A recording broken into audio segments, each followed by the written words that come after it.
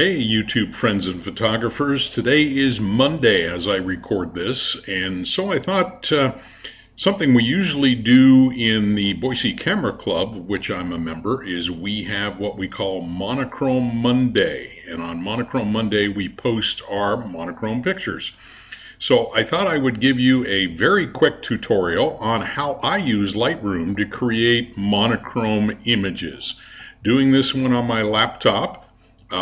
So we'll see how the quality is. Hopefully it will be good and you'll be able to follow along. So let's dive right in. I'd like to keep this relatively short, and you can take a quick look and we can dive in a little deeper at some later date. But let's go into Lightroom and see how we get there. Coming down here, there we go. That should be the image there. What you're seeing is where we're headed. This is the after image, and I always like to show the after image because to me it's kind of like a cookbook. You take a look at a picture in the cookbook and you go, hey, that looks good, I'd like to make that. And then you take a look at the recipe and you see if you can make it. So let's see how I got here. What I'm going to do is I'm in Lightroom. I'm going to hit the reset down here in the bottom right corner, and that's going to put it back as the image came out of the camera. And I think you'll be underwhelmed and how you'll see how we got here. So we'll hit reset, and if my machine, there we go. All right. This was taken down at the Swan Falls Dam on the Snake River here in Idaho, and it was blue hour. You can see the sky is pretty blue, and the sun had already gone down. And what I liked when I saw the scene was the difference in the complementary colors between the yellow of the lights on the building, probably tungsten or something along that line, versus the bluish color of the daylight. So we had complementary colors. And this could be tuned up and make a pretty good color photo, but we're going to go a different direction and go monochrome. What I typically do when I do a monochrome is I first work on the image as if I was going to edit it in color and maybe do a few other little changes. I'll show you those before we then convert it to monochrome, and I'll show you how we do that, or at least how I do it. So let's take a look. I'm going to go, first of all, from the top. Lens corrections is something I usually do first. So we bring that down. These two boxes I almost always check. Remove chromatic aberration and enable profile corrections. And you'll see it figured out that I shot this with a Canon 17-40 lens, and it's made the very subtle corrections for that lens. Let me toggle that back and forth so you can see with this check mark. That is with it on, that is with it off. Just very subtle, making corrections for that particular lens. So we do that first. I'm going to collapse the lens corrections and move down to basic. The next thing I usually do is see what the auto will do for me. Very often you can make the photo pretty close to what you want with auto, and hey, if it works, why not? So let's try that. We're going to come down to auto. And come on, computer on the laptop, it's a little slow with both my capture software. There we go. All right, so you can see it brightened it up, it made some changes and so forth. We're on the right track. If you look down here in the sliders, you can see it's moved the sliders around a little bit. But I'm going to do a little bit more to it. I'm going to bring the highlights down a little bit more, bring the shadows up a little bit more. A little too much there, I think. On whites and blacks, to set my whites and blacks point, I've learned a new trick and I begin to incorporate it quite a bit into what I'm doing. Hold down the shift key, double click the word whites, and what it will do is move the slider to the whitest point. Since we use auto, it was probably pretty close to being there already. But we'll do the same in blacks. Hold down the shift key, double click the word blacks, and it will adjust the black point. Again, auto got it about where it wanted. If we were using the other method that I often use, we would hold down the Alt key, take the whites and bring those up until we just started maybe seeing a few white points and back it off till they go away, or maybe Depends on what they are. In this case, they're the lights, and that means they're 100% white. I'm going to let go at that point, and that set the white points based on these. Let's do the same with the blacks. We're going to hold down the Alt key, slide the black slider till we start seeing some black. Come on, computer. Laptop's not quite as powerful as my desktop. There we go. All right, and I'm going to back that off until I just start seeing some blacks. Okay, so we've got that. The next sliders, I come down here. I might add a taste of clarity. I usually add a little bit, not much. And the rest we don't really care about because we're headed for monochrome. So what do I do when I'm headed for monochrome? Well, come back up to the top, and you'll see here where it says black and white. And as soon as I click that, the image is going to turn black and white. And I could say, hey, I'm done. I've got a monochrome image. But the reason I wanted to show this technique is you can go further with this. And let's see if we can make it better. We can certainly make it different. So what I'm going to do now is collapse the basics slider, and now you'll notice in my stack I have an option called B and W, black and white. That's not something that normally appears unless you've already turned your image black and white. So let's open it up and we'll see what we see.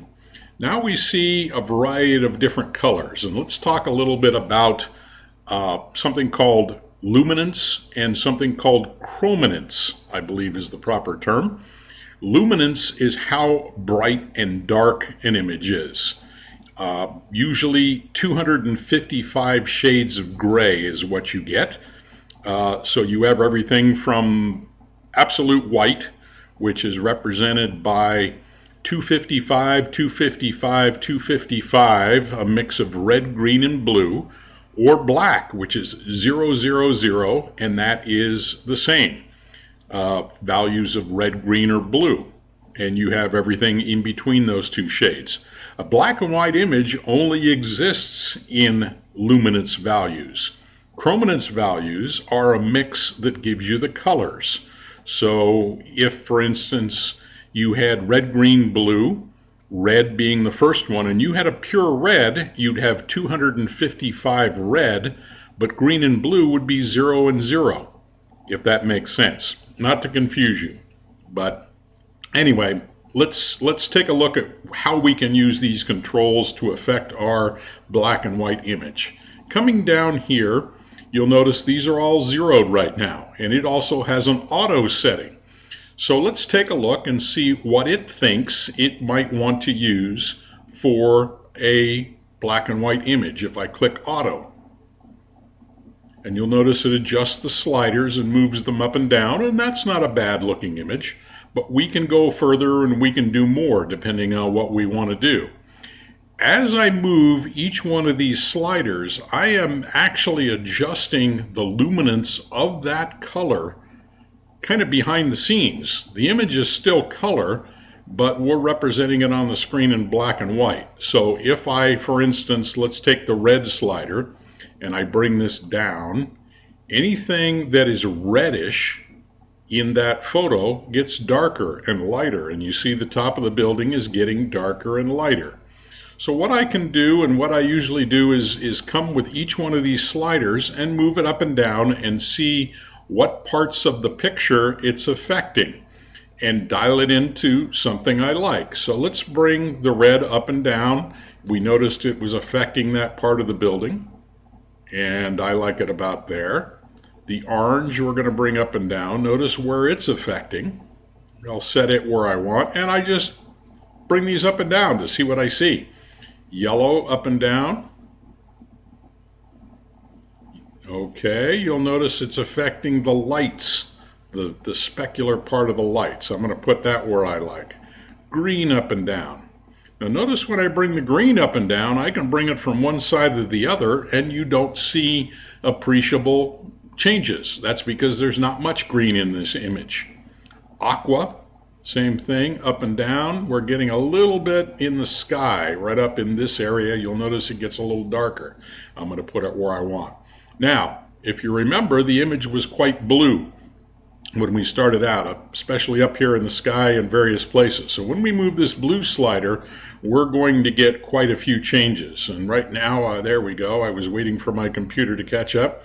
Let's bring the blue slider down. Now say I want a real deep black sky. If I bring the luminance value of the blue down, I can get a real deep sky. I kind of like it about there.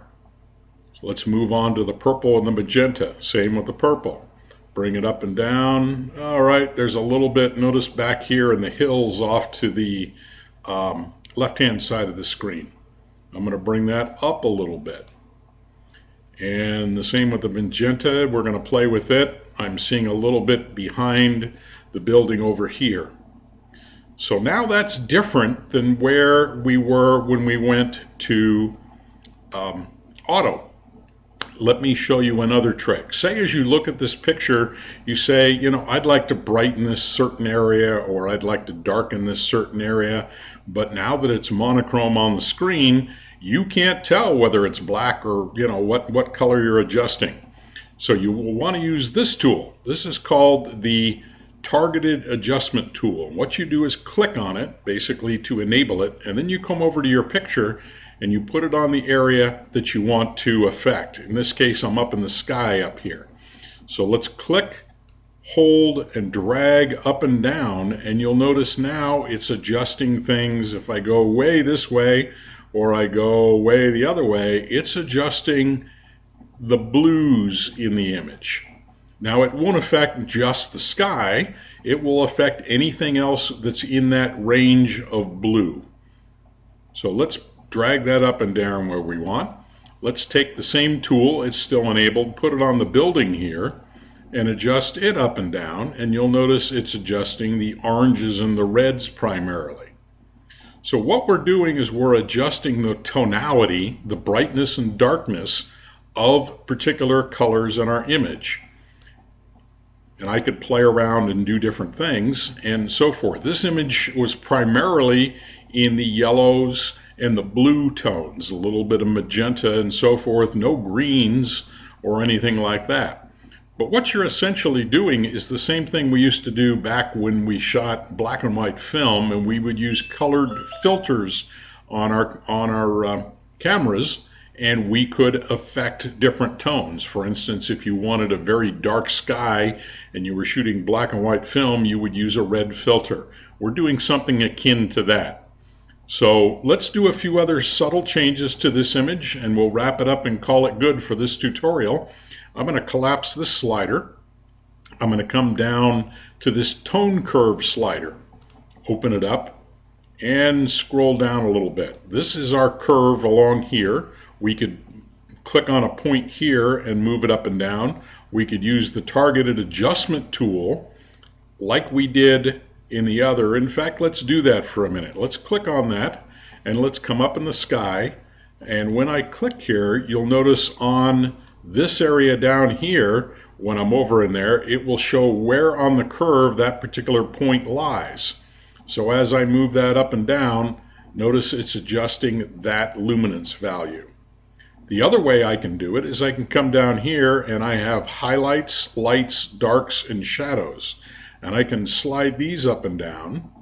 And let's do this pretty radical. Highlights are, in this photo, pretty much the lights on the building, and I can put those where I want. I can adjust the lights and get that where I like. I can do the same with the darks and get that how I like. And I can do the same with the shadows and so forth. Okay, kind of liking that, where it's headed. We're going to collapse this down. Let's come down to detail. And this is where we're going to take care of sharpening. You'll notice this little exclamation point, and if you hover it, it's going to say, for a more accurate preview, zoom the preview size to 100% or larger. So you can see what you're doing. It's saying zoom in. So if you click the little exclamation point, that's exactly what it does. It zooms in.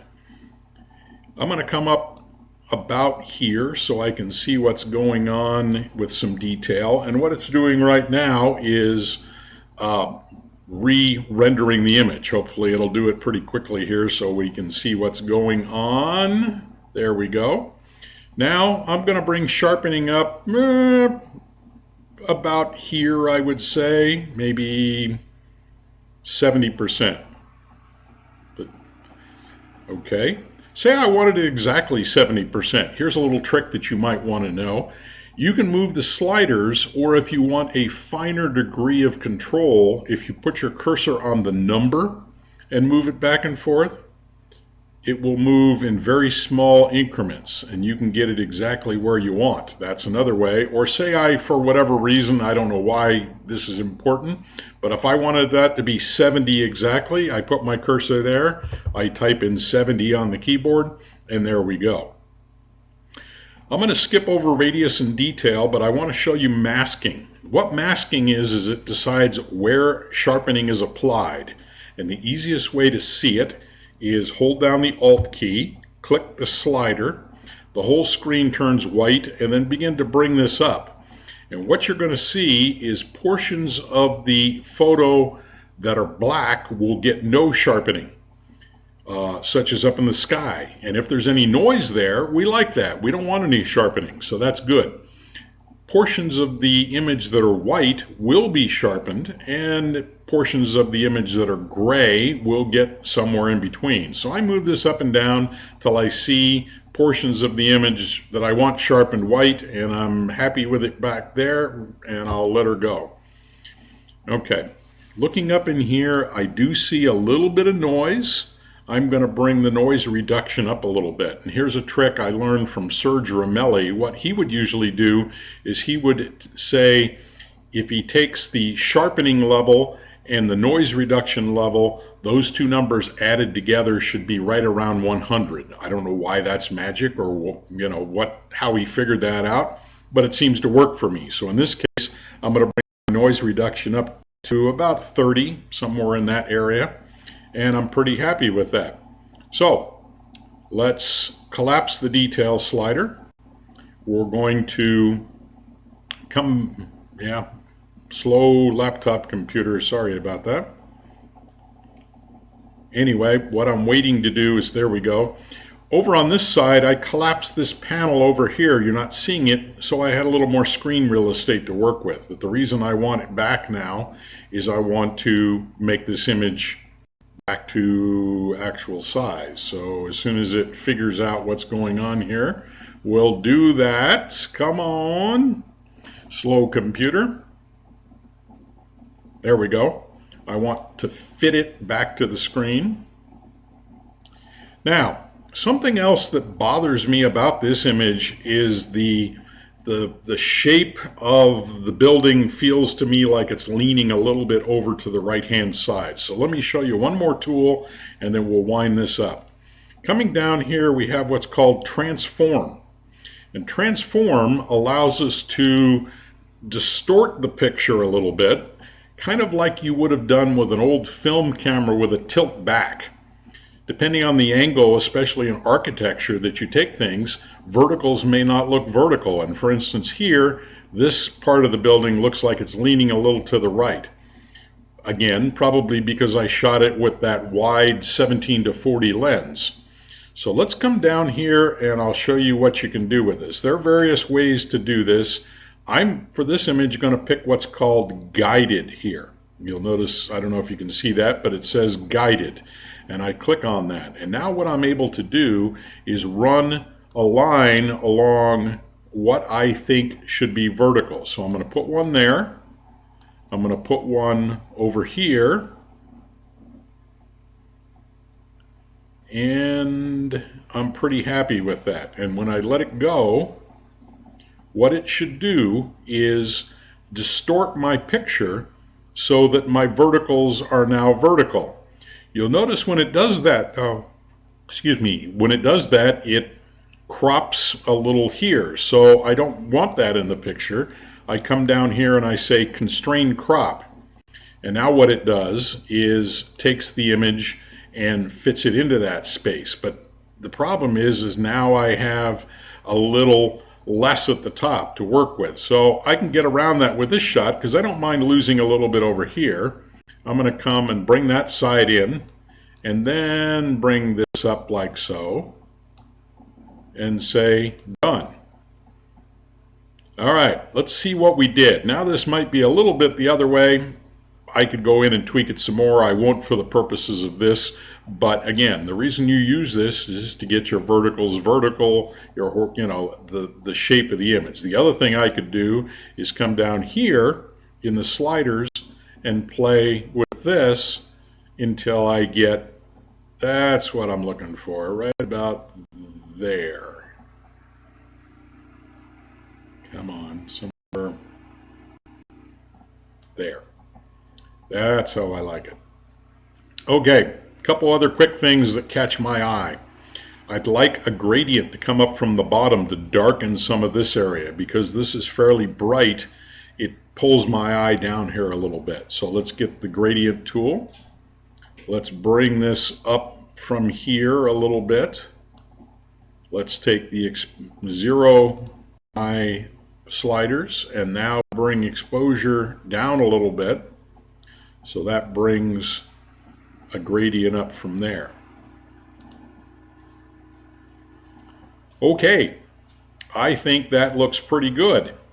Let's look at the before and after. If you want to look at the before and after, a couple ways you can do it. You can tap the / key and it will switch to the before.